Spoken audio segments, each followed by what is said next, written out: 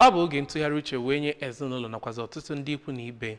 n'emume akwamozu nke late Pa Chukwuemeka Andrew Ilogbunam, onye nta akụkọ amara nke ọma bụ onye hapụrụ ụwa ka ọ dị afọ 73. Ọtụtụ ndị mmadụ si n'ebe dị iche iche bịara wee kwanyere ya ugwu ikpeazụ na Ụmụgama Village Ukwulu dị na kansụl ime obodo dị n'Ukọfịa. Kenechukwu bụ onye nta aka anyị ọ n'oge ahụ.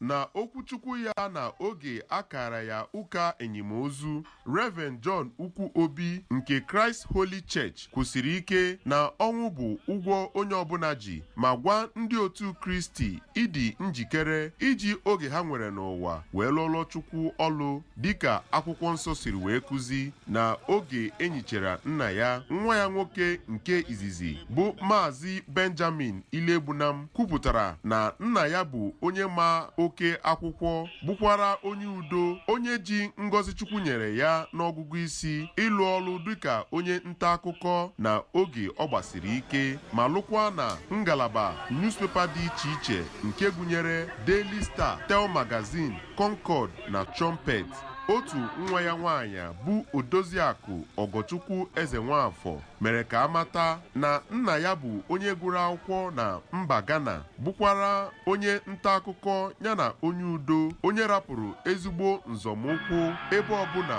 ọ hụrụ onwe ya. Osote aka na-achị Anambra steeti bụ Dọkịnta Onyekachukwu Ibezim yanakwa ndị ọzọ bụ ndị tiri ezinụlọ ahụ aka n'obi site n'okwu ha, ma gwakwa ha ị na-azọnye ọkpa na ezigbo nzọmụkwụ nke nna ha rapụrụ site na obodo Ukwulu nke dị n'okpuru ọchịchị dị n'Ukọfịa. Aha m bụ Kenechukwu Chukwudị n'akụkọ ụwa ABS.